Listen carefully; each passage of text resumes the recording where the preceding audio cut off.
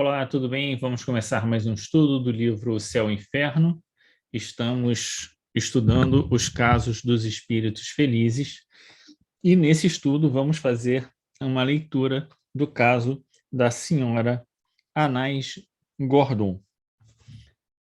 Vamos lembrar que o espírito de Anais Gordon é um espírito que está em algum lugar. Vamos pedir a Deus que abençoe, que Deus a sustente na sua trajetória espiritual, onde quer que ela se encontre, encarnada ou desencarnada, pedindo a Deus também que abençoe a você, sua casa, sua família, sua vida, assim como todos nós que agora paramos um instante para fazer o estudo desse caso.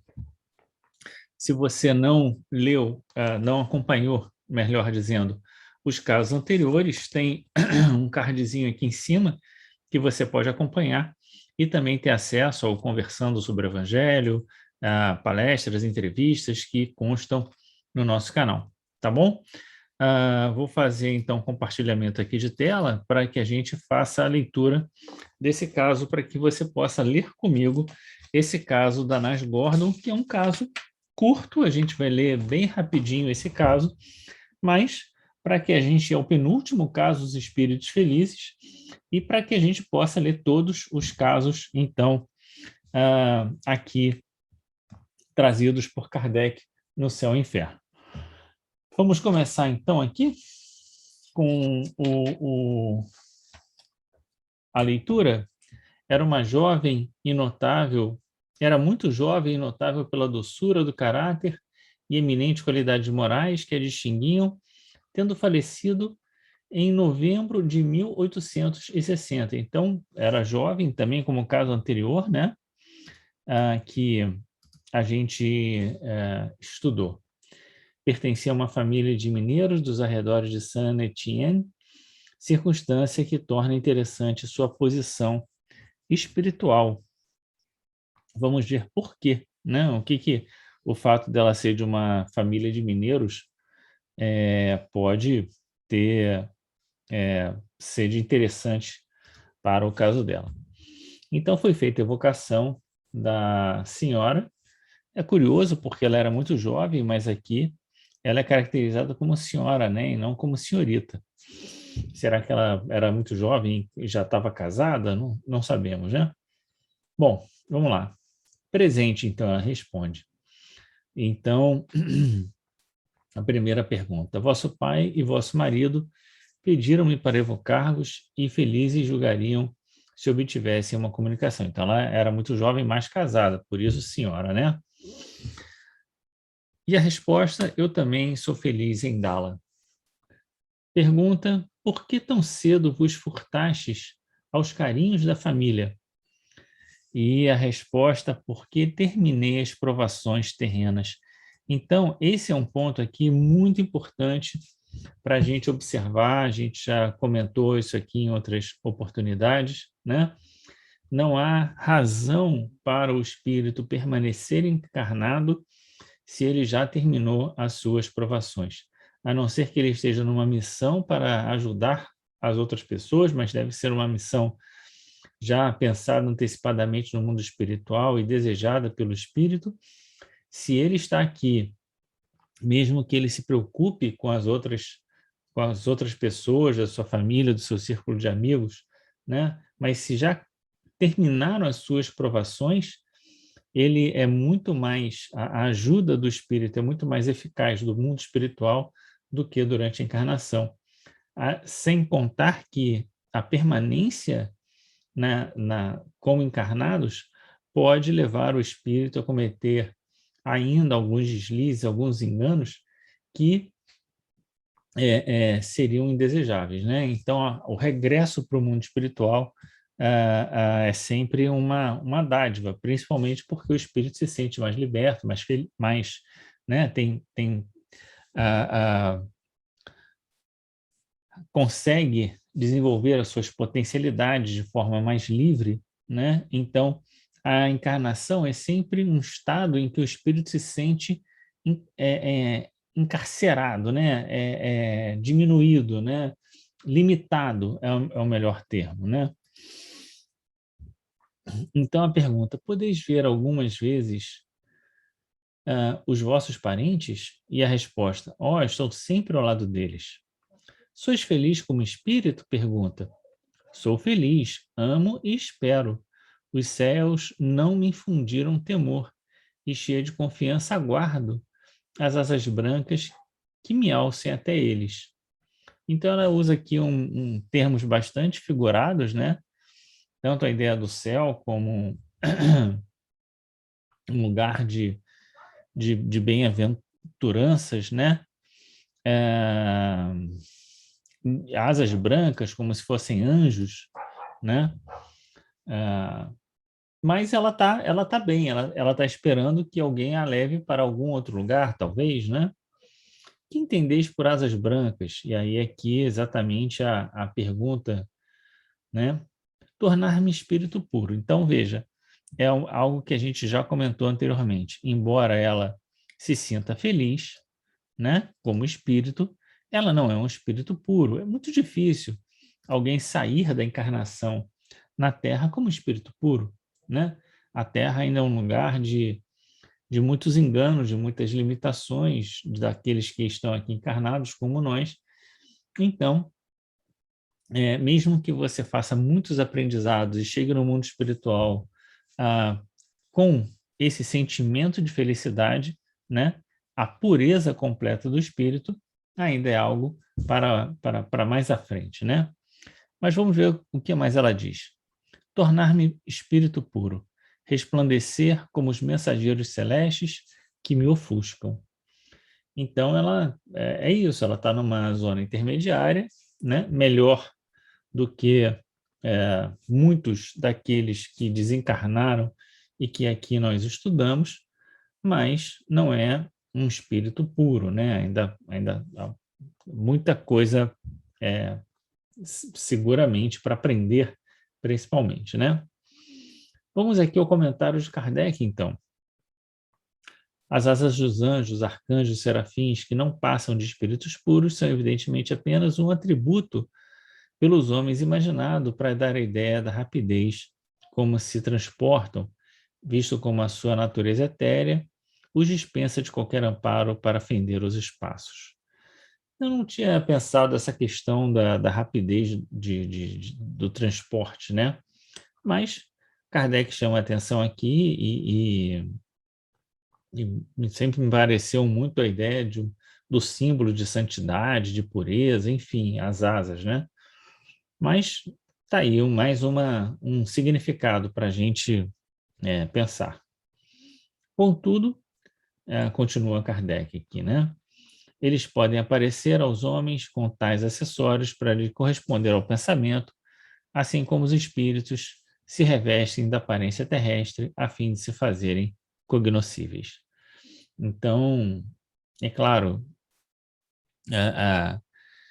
é mais fácil, né, para algumas pessoas que têm essa mentalidade, acreditar que estão vendo um anjo, né, e acreditar e botar fé na palavra, porque veem aquela forma que acreditam ser, né, a de um anjo, e então a pessoa acaba aparecendo, né, o espírito acaba tomando essa forma simplesmente para fazer valer ali aquilo que ele quer falar, né?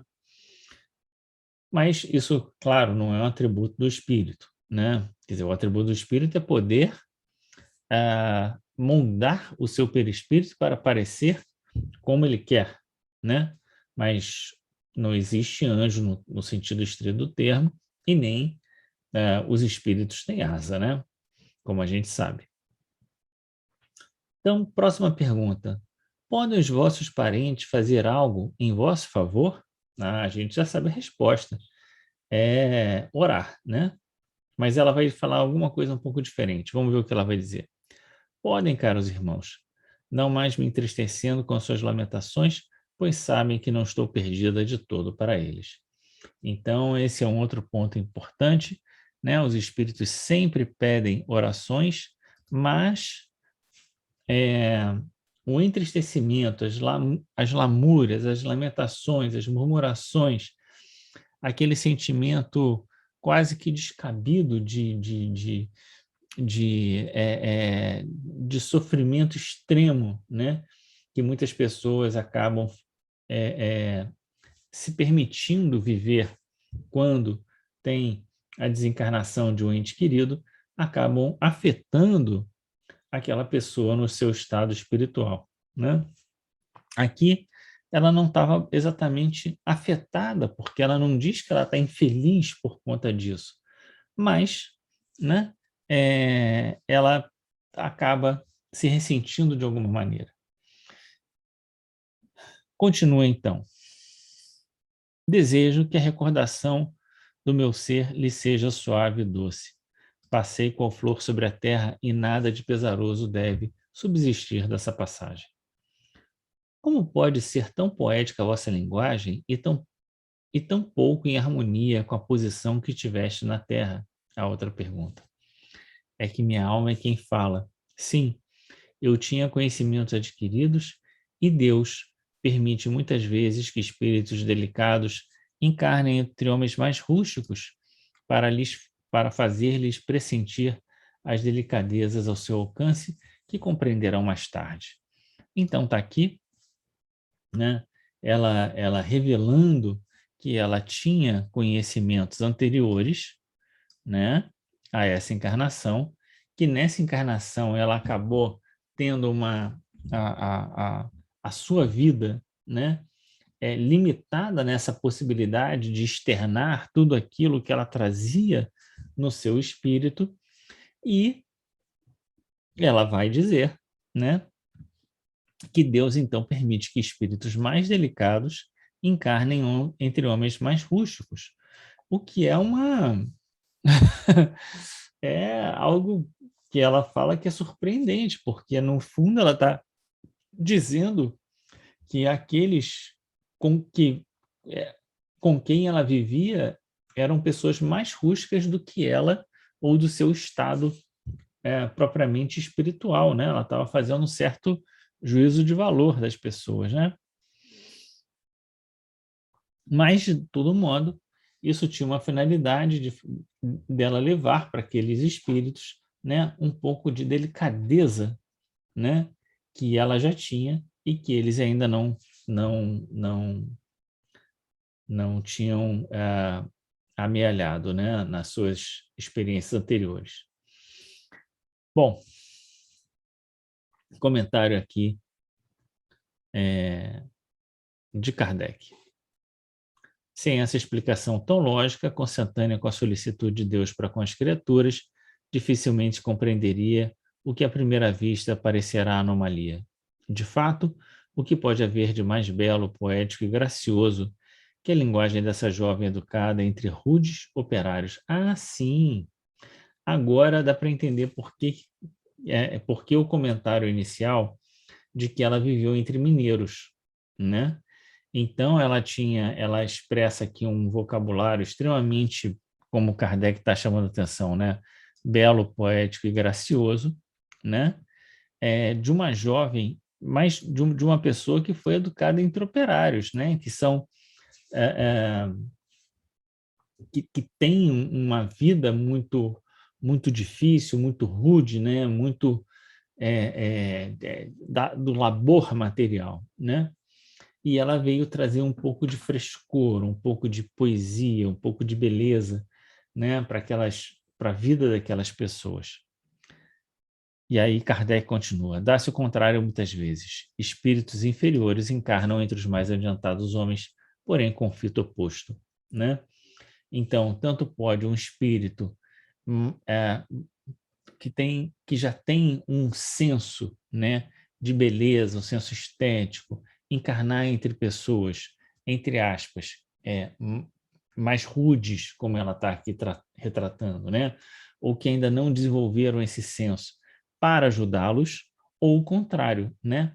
Uma pessoa né, que muito materializada, enfim, né? Encarnar entre espíritos mais elevados, com uma concepção de vida mais abstrata, né? Com uma beleza mais sofisticada, né? Exatamente para desenvolver um outro senso estético e um outro senso moral também, né? É visando o seu próprio adiantamento que Deus os põe em contato com um meio mais esclarecido, um meio esclarecido e às vezes também como instrumento de provação desse mundo. Que outra filosofia podia resolver tais problemas? Então vimos aqui um caso bem curtinho, né, de Anais Gordon, não sei como fala o nome dela, que traz para a gente essa peculiaridade, né, um espírito que nasceu de uma família humilde de trabalhadores braçais, né, mineiros, né, uma família com traços, vamos dizer assim, rudes, mas que ela traz uma suavidade, um frescor com uma missão, com um propósito, né, de ajudá-los nesse campo, né, de suavizar essa vida tão dura que aquelas pessoas tinham. Mas o seu tempo, né, de provações termina, e é muito curioso, né, aqui, mais uma vez, que ela não se reporta, né, embora ela diga que sempre esteja com aquelas pessoas, né, ali naquele ambiente e tal, mas ela não, de um lado, né, aquilo que a gente já tinha comentado, ela não reporta ter encontrado outras pessoas no mundo espiritual, e não fica muito claro que ligação espiritual é essa que ela tinha com as pessoas que estavam encarnadas, né? Era o grupo espiritual dela, né? Enfim, ela tem uma preocupação com essas pessoas, mas, por outro lado, ela tem também um olhar para o futuro, né? Ela almeja, num certo sentido, é, sair desse ambiente, mesmo feliz que ela está no mundo espiritual. Agora, ela não fala de expiação, né? Ela não fala de uma expiação que ela estivesse passando e por isso encarnou por conta de uma expiação. Ela fala propriamente de uma provação, né? Terminou meu tempo de provação. Vamos olhar aqui de novo, qual é o termo que ela usa? Eu acho que é provação, né? Terminei minhas provações, então ela não fala de expiações, né? Então não eram erros do passado, talvez ela precisasse ter uma encarnação numa condição mais humilde, né? De necessidades materiais ou de limitações materiais e até educacionais, né? Para que ela ela fosse testada na provação da pobreza, né?